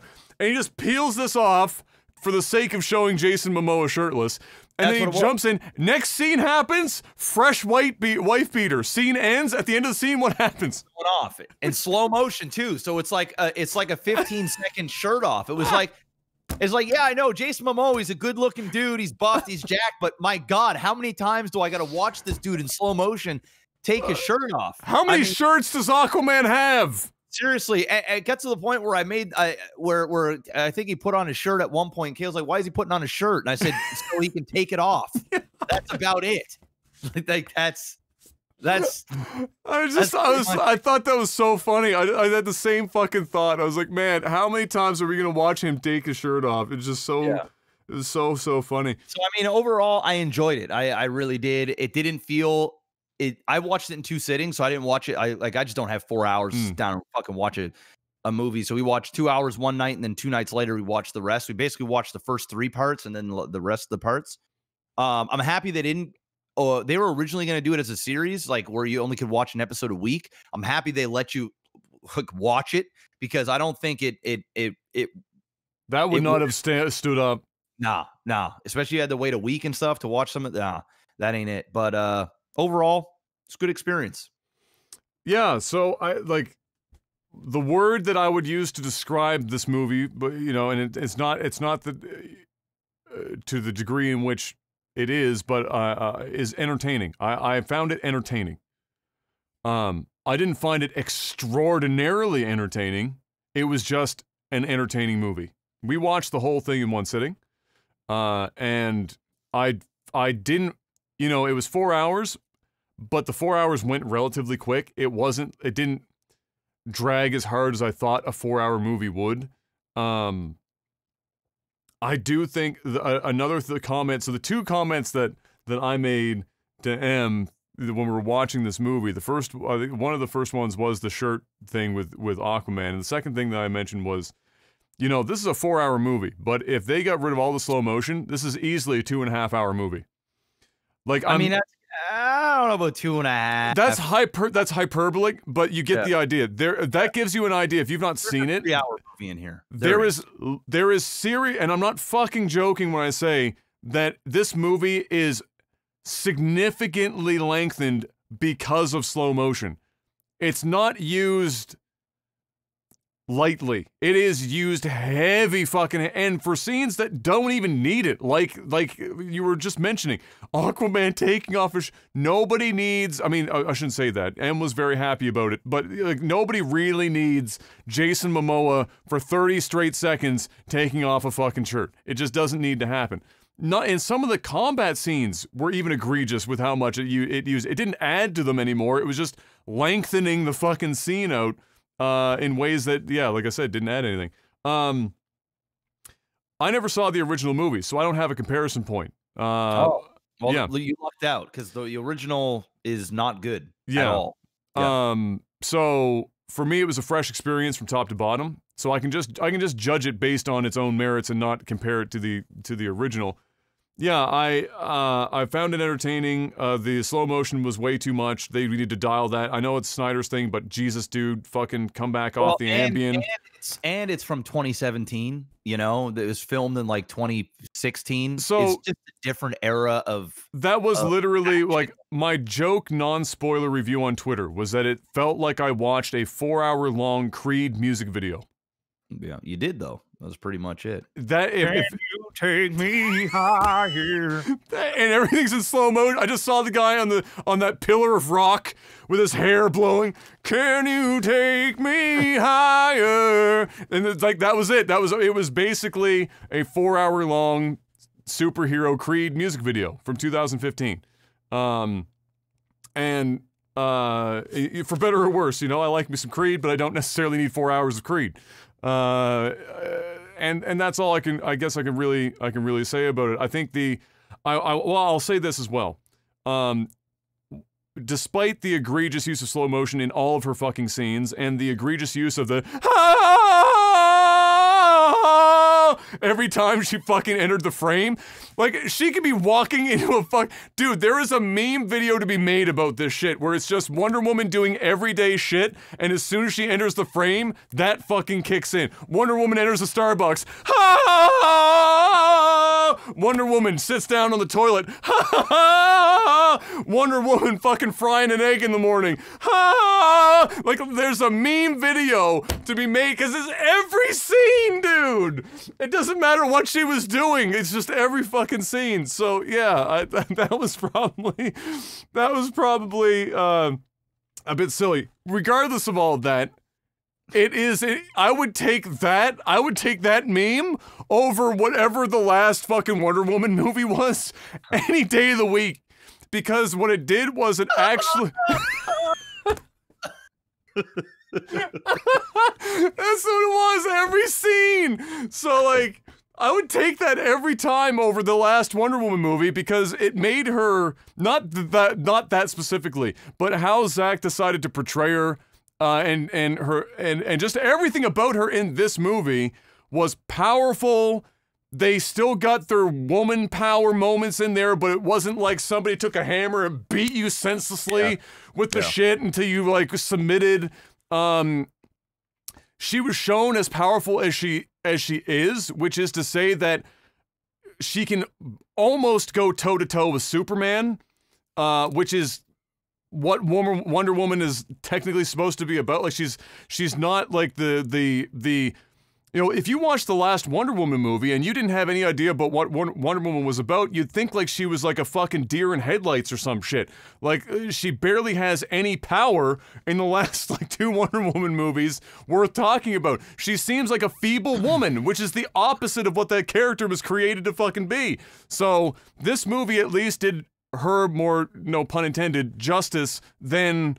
at the very least, the last Wonder Woman movie. Oh, I liked her a lot more in this than in the last Wonder Woman movie. Yeah, so that was a lot more. Like, even her action, like, you know, just in the start when she was blocking all the bullets, you know, from the bank thing. It was just, like, better. And then when she was fighting, how fast she was, and, you know, literally smashing people through walls and different things. It was much more, you know, in 1984, it was like, it was just very cartoony and almost like a.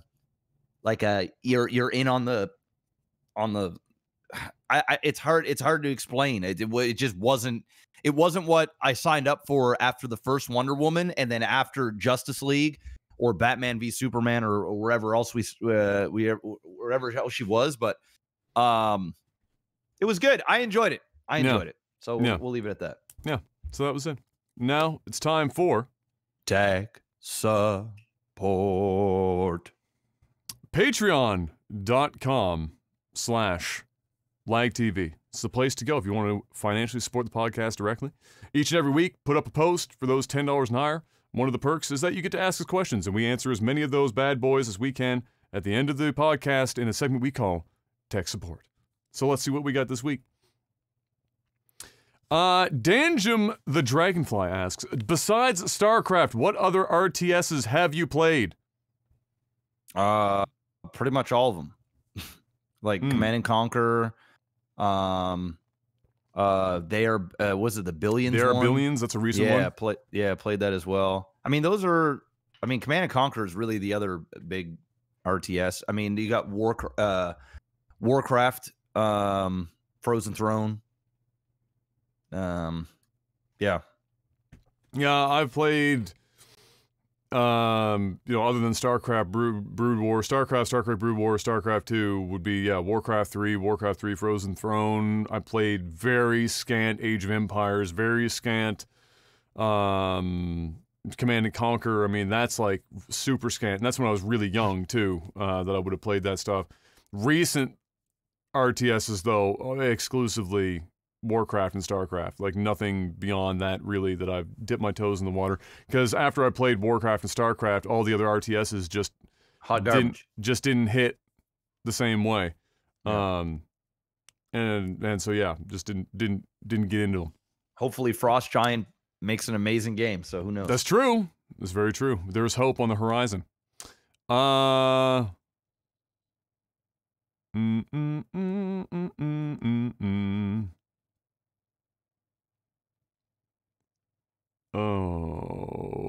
Dr. Samurai asks, do you have any advice for someone that is starting a business for the first time that focuses on online sales?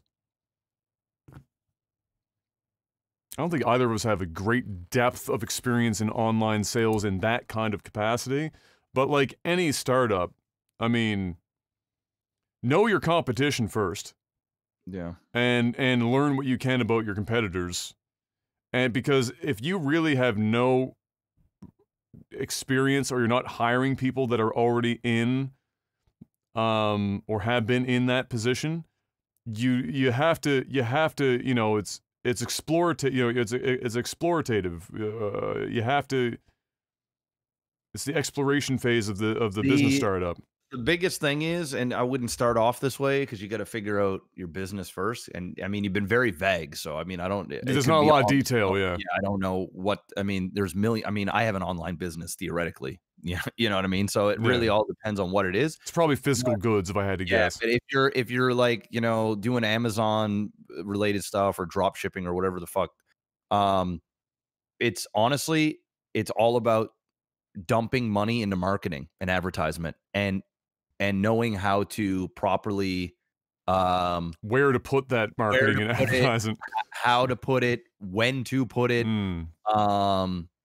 That's what it is. Most of these like successful people that have online sales, they're dumping thousands and sometimes tens of thousands of dollars a month in straight advertisement ads, just nonstop. But you got to have a good end product and a good landing page or a good whatever. So, I mean, I have no idea what type of business you have, but research, and don't spend a whole bunch of money until you know what the fuck you're doing, or you're going to end up with a bag of bunch of goods that you're going to take a long time to get rid of. So yeah, tread carefully, but give it 100, because if you go in half-assing anything, it's just not going to pan out. Absolutely.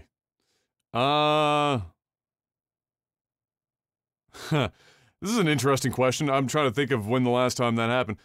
Danish Devil asks, when was the last time everything went in slow motion for you? Like, for example, a really stressful situation that you couldn't really do anything about it and you just kind of had to watch it happen.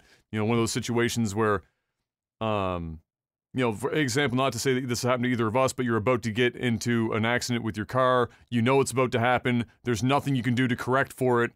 And everything just kind of, that's you get a Zack Snyder director's cut of the accident happening in real time in super slow motion. When's the last time something like that happened for you?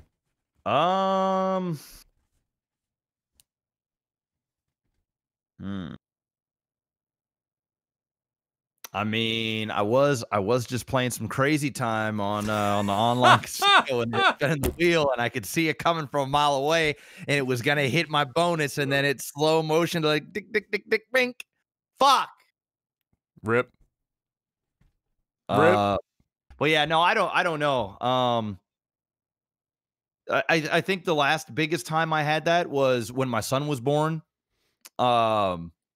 It was like almost an out-of-body experience. It was really bizarre. And you know, as the doctors were, Kayla was sitting there, I'm holding a bag, she's throwing up in this bag, right? It's not a sexy scene. It's not a sexy scene at all. Nothing about birth is sexy. No, and I mean, she had a C-section, right? So like she was pumped on drugs and it was like fucking with her big time. She had the shakes. And I'm holding a bag. She's power puking. I'm already not good with, well, she wasn't power puking, but it was like, it was constant and it was not fun. So she's throwing up. I'm holding that. I'm holding her. I'm trying to like not faint myself because there's so much going on and I'm nervous as fuck. Right. I'm like, I had a million things going on in my head. Right. It's like, oh shit, I'm about to be a dad. Hope my son is healthy. Hope Kayla's going to be okay. I'm holding this.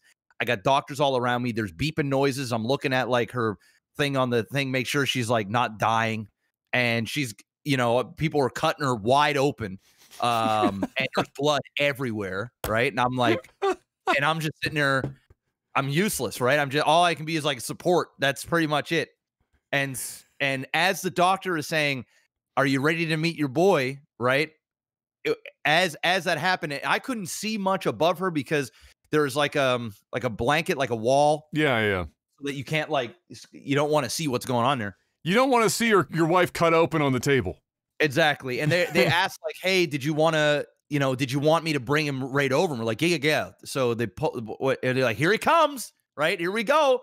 And then as soon as he comes out, I didn't hear anything. And then all of a sudden I just heard, and as the doctor is like, it was almost like Simba coming over the horizon and holds the baby up, right? And holds, it's a beautiful boy. And it was like slow motion. It was like, ha, Sahanya. And I was like, oh my God. And he's screaming. And he looks green because he's full of shit and blood. Yep. And everything else. And he's sitting there screaming. And yeah, that was like a slow motion moment from it's probably the last time, or last real time I had one of those, like, holy shit, like, whoa. And yeah, that was a moment. Yeah, I don't know. I don't know if there's, like, the last time I had was a long fucking time. Holy shit. Yeah. I mean, probably the last one, honest to God, has been so long, I was still with Natalie. So, I got a call from a stranger on my cell phone. It was from her phone. No, it wasn't from her phone. It was from somebody who was with her, and she had passed out in the street waiting for the bus, and she went face first into the concrete, and was out cold for a while, and eventually, like, sorta came to, but her teeth were fucking, like, just wrecked. She's bleeding everywhere, and called me to tell me whatever, and that the ambulance was coming to go to the hospital. And, like, while this person is telling me this information, and they've got her, they, like, hold the phone up to her, and she sounds like she's, like, fucking literally just barely even talking loud enough for me to hear, and of course her mouth is completely fucked, so she can't really talk. And I remember, like the room was, like, closing in, and yeah. I got hit with so much adrenaline that I had my phone in my hand. I was actually, no joke, I was sitting where I'm sitting right now, because I was in my office chair here, but it was, fucking 10 years ago. And I remember getting such a huge shot of adrenaline that when I went to turn off my phone, when I went to get up, I, like, yeeted my phone across the fucking room. My hand wouldn't close, and when I went up and I fucking, like, whipped my phone across the room, phone, like, went off the fucking wall, rattled all over the ground, and I was just like, I had to stop for, like, a couple of seconds and get my bearings, and then got in the car, and I don't remember the entire fucking trip. Like, from there, it was one of those moments where you got in the car and you drove somewhere, but you didn't remember how the fuck. You don't remember anything of the drive there, because I was just so full of adrenaline, at the time, because I knew how prone she was to fainting, and when I heard that she went face first, I was like serious concussions. It's like, holy fuck, what's, dental, like, her teeth were fucked. And that was a long fucking couple of days, so that was probably the last time was that, getting that news, and you just get, like, hit with adrenaline. That's what happens. You get hit with adrenaline, and your body is just like, everything becomes slow, and it's weird. It's fucking trippy as shit. I could have ran through a wall and probably not felt anything at that point. Just like so much adrenaline. Your heart goes like 400 miles an hour. Like a fight or flight kicks in. It's like you can suddenly run a marathon. Yeah, that's kind of what happens every time. I'm sure your heart rate, when they were, like, doing the circle of life shit, coming up over. Oh yeah. 190. Just. The whole thing was crazy. The whole thing was crazy. That was suddenly, what you described is so similar to when Crimp had his first, and he was the delivery was so slow. They were in there for fucking ever. It was like over a day or some shit, and he didn't sleep for so long, he hadn't eaten, and you know his propensity to get like migraines, to get fucking whatever the fuck. So Krim was on the chair in the room, passed out, and the nurse, they kept turning the heat down because she was so hot and everyone was so hot, and the nurse would come back in and get mad and turn the temperature back up. He passes out, they put blankets on him or whatever. He passes out in the chair, and then all of a sudden, he gets like screamed at by a nurse, "It's time, get up, I need your help." And he gets like yanked out of this chair, and he doesn't know where the fuck he is. He's on like adrenaline too, like it's all he's running on. And then they just hand him one of his wife's legs, and he's just holding one of her legs, and he's like, what the fuck's what's happening? And she's like trying to birth this child. The nurse is trying to talk Ryan through it. Ryan's not hearing anything. And he's got this one leg in the air, and then like after he got up so fast and he hadn't had food in so long and he hadn't slept, and his blood sugar fucking tanked and his blood pressure fucking tanked. Right. I'm piecing. And he was like, starting to fucking, and the nurse looked at him, and I think the only thing holding him up was his wife's leg, and she was like, "Sir, do you need to sit down?" He was like, yeah. And so he gets to sit down or whatever, and they fucking cover him up with ice and all sorts of shit. It was a gong show. But yeah, the birth is, the men go through a lot, but it's 1/1 trillionth whatever the fuck the woman's got. Ain't even close. Ain't even close. It ain't even close. I'll tell you that right now.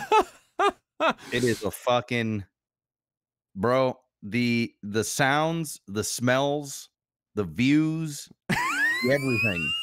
It is not. None of it is pretty.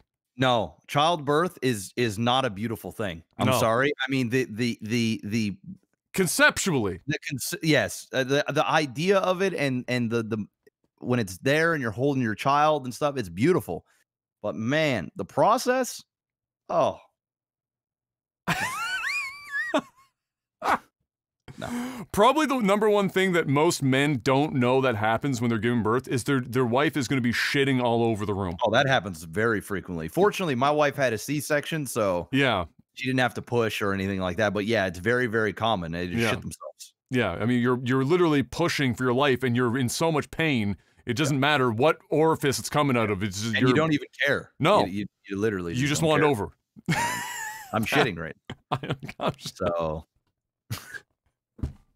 I'm say something about it. I dare you. Yeah, go ahead. I'm gonna kill you. Yeah.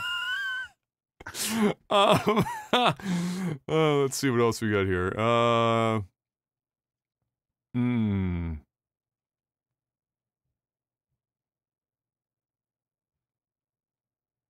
Oh God, I don't know if I have one of these. I don't know if you do either, but I'll ask a question anyway. G-Bros asks, who is your favorite internet celebrity? They could be like a YouTuber or a Twitch person, etc.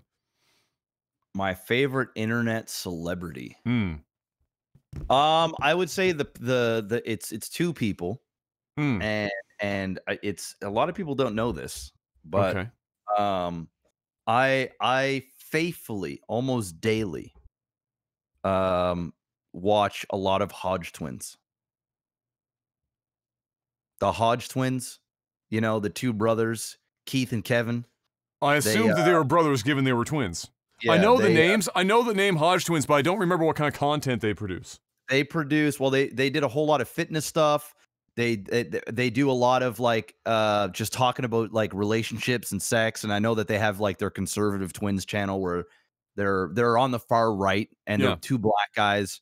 I'm not really so much into their political stuff, but their Hodge twin, the Ask Hodge Twins channel, Adam, if you haven't, bro, dude, I'm telling you, I think you'd like it too. Okay, it is so fucking funny, bro. I'm like, I've watched every video. They have a lot of video. They've been doing this for like a decade, and they have a lot of videos, and I've watched them all, and I'm like second rounds now. I'm like going back, rewatching everything. I even subscribe to their HodgeTwins.tv, where you pay like $2.90. Their thing is like it's $2.99 a month. You know, it's damn near free. Who ain't got 10 cents a day? I want my money. So I had to give them my money, but they don't have that service anymore. But Hodge Twins, they're my favorite. Okay. They're my favorite internet guys by a substantial margin. Okay. I don't know if I have like a celebrity person or like somebody that's that big that I watch a lot of these days that I would say is like a standout in that regard. I mean, wow.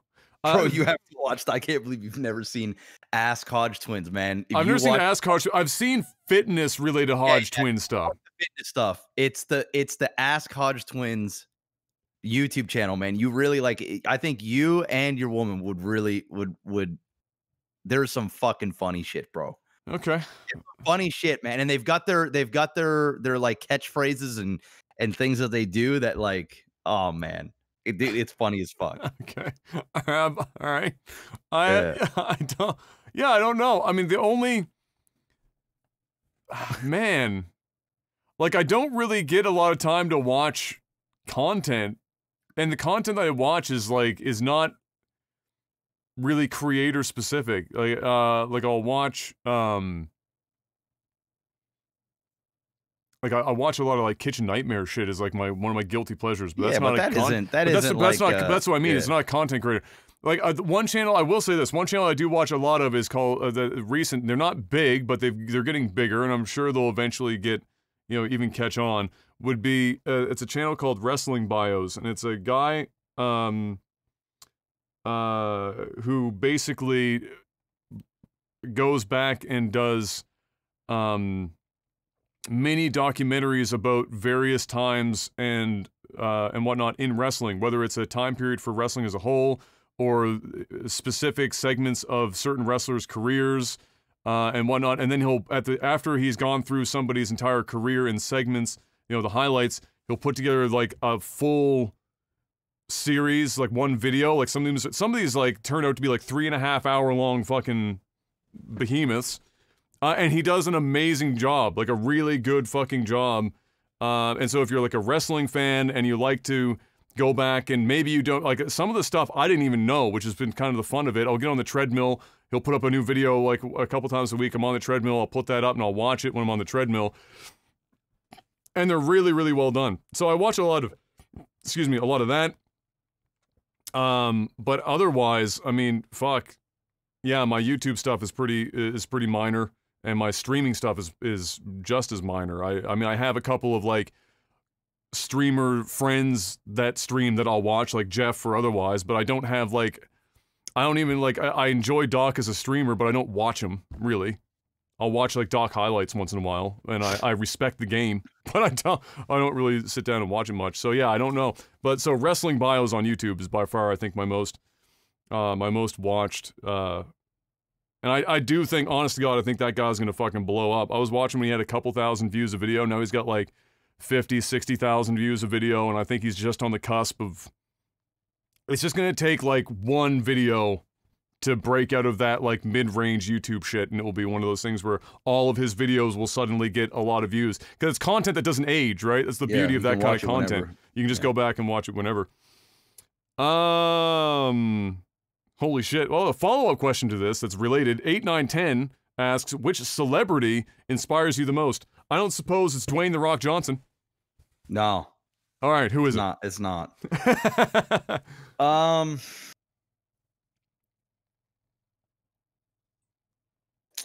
Wow. Celebrity that inspires me the most. I don't know. I'm not the type of person that draws a lot of inspiration from celebrity in general. Yeah, neither am I. See, I draw inspiration from other successful people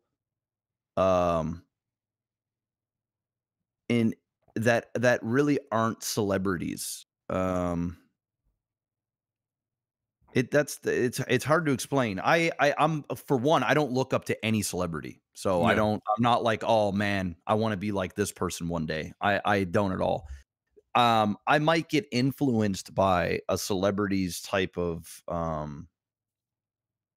style or sort of their vibe. but not necessarily like, oh, I want to be like them, or, you know, have them on my background of my phone or my computer, or have, you know, I know I have a cutout of John Cena, but that's a meme. I don't really. I mean, I have Jeff Goldblum in a Santa hat right now, but yeah, yeah. I'm the type of person that draws inspiration from other successful people in the industries that I'm in. So like, if I go to like a real estate meetup, you know, I get inspired by people that are where I want to be. They might not necessarily be a celebrity, but I do look up to their accomplishments and try and emulate or pick the brain of those. They call those mentors, but without it really being a mentor per se, like a one-on-one coach or whatever. So yeah, it's very, I don't really at all actually look up to celebrities. It's just not my thing. But like I said, sometimes I can relate to a celebrity's vibe, you know, and maybe their cadence or style might kind of wash over me a little bit in a moment or in a season. But that's about as far as it goes. Yeah, it's similar for me. I'll get like I'll oftentimes it's not a celebrity in the moment or somebody that's with renown. So not just a celebrity, but just somebody with renown. So I'll get caught up in their accomplishments and then seeing how they achieved those things, even if it's not the path that I'm taking, draw some, you know, some energy from that. Yeah. I don't know if I'd always call it inspiration, but I draw energy from certain things. Like recently for me, for example, watching a lot of coincidentally YouTube stuff mostly, but on some of my favorite old basketball players and watching their career highlights and watching what they did for the sport and how they handled themselves as a player, and just, you know, what they did to become, you know, the great player that they were, and I'll draw energy from that shit. For example, or like Jeff was saying, you know, if it's somebody else within an industry that we work within that's doing great things, you know, you draw from that too. You know, you get excited seeing other people doing similar things to you that are getting traction and whatnot, and you can draw from that. Like for me, I watched all this shit. I had a tweet, you know, one of the only things that I'm sad about within my personal community, and I'm sure you probably have bits and pieces of this, although you've found a couple of folks, and I have as well in my own, that share interests that aren't just the games that you play within the community. So like if I tweet about basketball, nobody fucking cares, for example. Like not a single person cares. It's like if you tweeted about real estate, there's only going to be a couple of people that are going to be that are going to want to engage with that. There might be a couple people within your community that you could, and like for me, there's a couple of people in the community I can engage with basketball. But in general, I could tweet basketball and get zero traction. 3 seconds later, I could tweet literally a picture of my foot, and I'll have like 40 fucking people to interact with it, right? So like like for me though, I was tweeting this week about Larry Bird as a player. And been watching a lot of his old footage and how he played the game, and how you know, he's known as like he's another one of those great white hope kind of situations where he's like the whitest motherfucker to have ever played basketball. And he wasn't just like physically the whitest motherfucker, although he was definitely the whitest motherfucker to ever play basketball, but how he played basketball was so white. He was athletic, but nothing he did had athleticism in it. Zero athleticism. Every movement, nothing was like fluid. It was like janky. It was like watching a white person dance. Even if a white person's really good at dancing, there's still something about the white person dancing that screams white, and that was Larry Bird. But he fucking made people look terrible, despite the fact that he was like the whitest motherfucker, you know, around, and he made the game work to his advantages. And despite crippling fucking injury and whatnot, he was an absolute god. So just watching that, you know, stuff, I'll draw energy from. But I don't have any individuals that I'm like, man, like Jeff said, I don't have anyone on my wallpaper that I'm looking up to, you know, as a celebrity, in that regard. Let's see. Oh, here we go. Fresh to death Batman. Do you have any unpopular takes regarding TV or movies? Said, I personally believe Breaking Bad is good, but not this once-in-a-lifetime experience that everyone seems to say that it is. I think it depends on when you watched Breaking Bad. I think if you watched Breaking Bad when Breaking Bad first came out. Well, I'm just saying. Well, that's not the question. He's just asking, do you personally have any unpopular takes regarding TV and movies? That was just his example of his own. Oh, okay. His own unpopular opinion. Oh, okay. Yeah.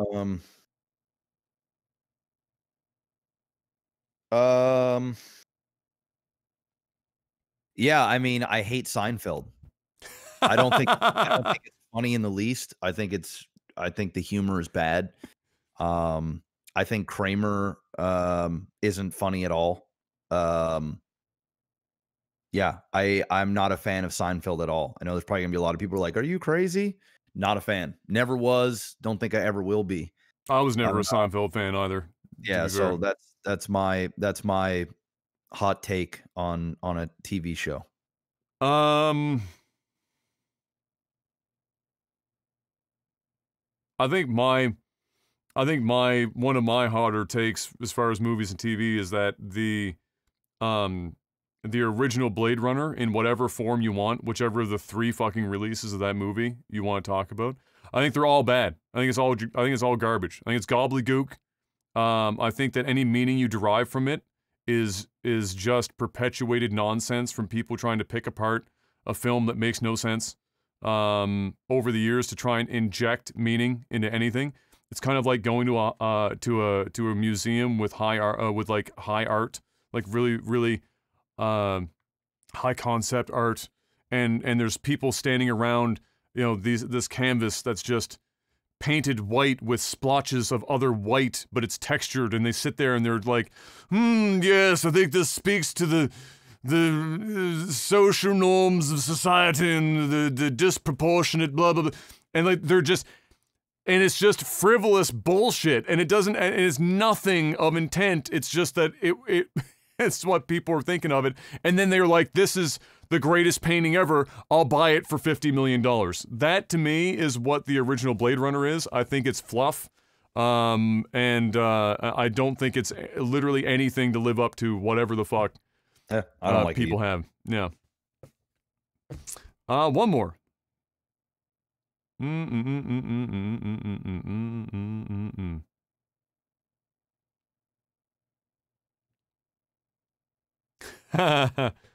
Roran asks, is there a hard lesson from life that you would want your kids to experience? I mean, I'm sure there's lots, but is there one?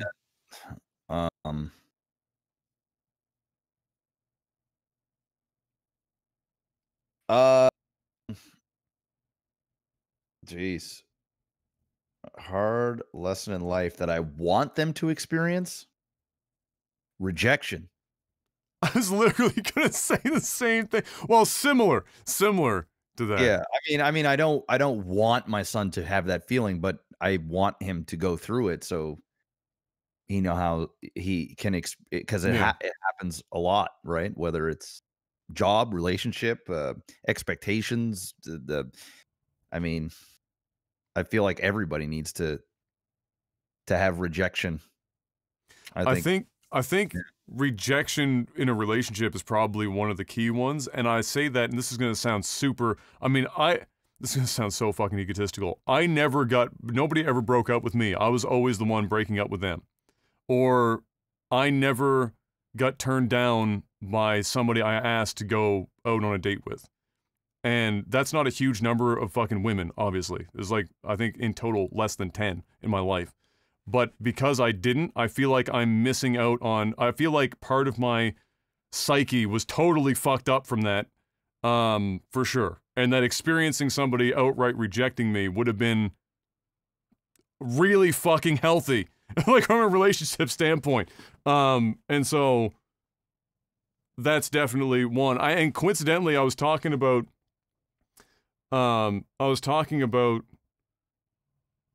something similar on my stream.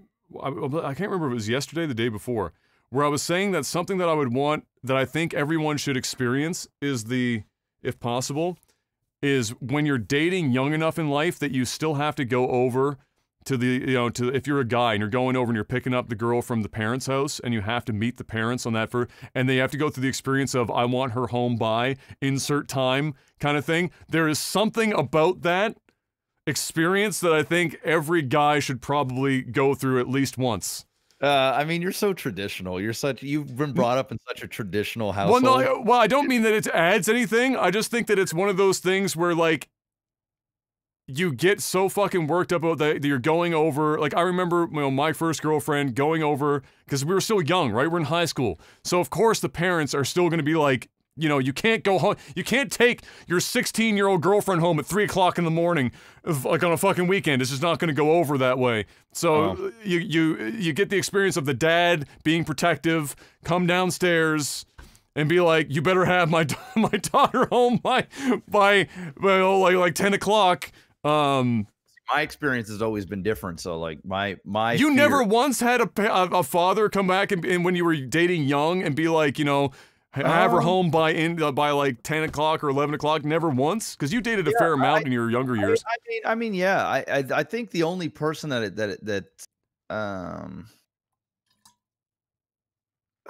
yeah. I mean, yeah. I mean, my first long-term girlfriend. I mean, her dad. I mean, I always knew her father, right? So he would kind of joke about certain things and be like, hey, keep the door open, or hey, don't come here past 11 o'clock or whatever, right? For sure. My thing was my biggest nerves was, and the thing I had to cope with is being black and going and seeing. I date primarily white women, right? So there's always that stigma of like, white girl bringing home the black guy. I mean, there's just no other way to say it.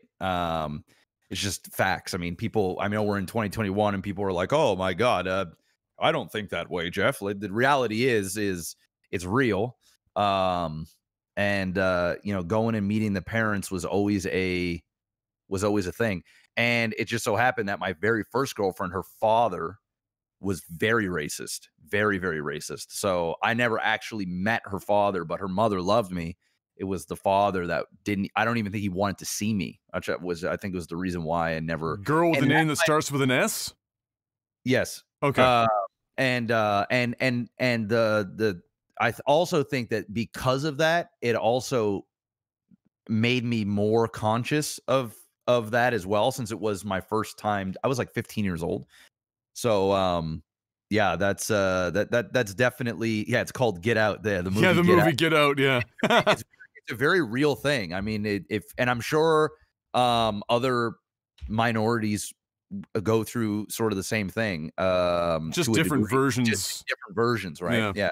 It's like some minorities are very traditional.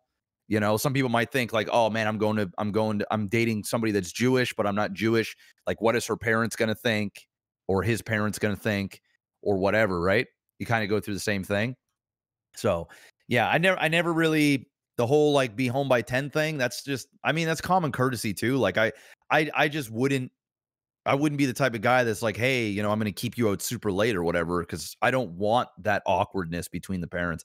You want to be able to go there and get their trust, so that way they leave you guys home alone and they can go out and do whatever. And then you can break the trust. Yes. So yeah, that's that. Yeah, that's it. There you go, ladies and gentlemen. So Take That Off podcast. Hope you enjoyed that one. Stay safe out there. Of course, we'll be back next week with more gaming news, TV and movie stuff, and whatever the fuck tech support brings. And until then, thank you so much. Make sure to like or follow Lag TV on YouTube. Hit the bell icon. Get a comment in there if you can. And like the videos. Watch as much of it as you can, because the watch time is a massive metric. Most people are watching, I would say, I think their watch time is somewhere around 20, 30 minutes. That's actually pretty high for YouTube. So if you can, keep that up. You guys are amazing. We'll see you guys next week, like I said. And until then, Stay safe out there. We're almost there, ladies. Peace. Peace.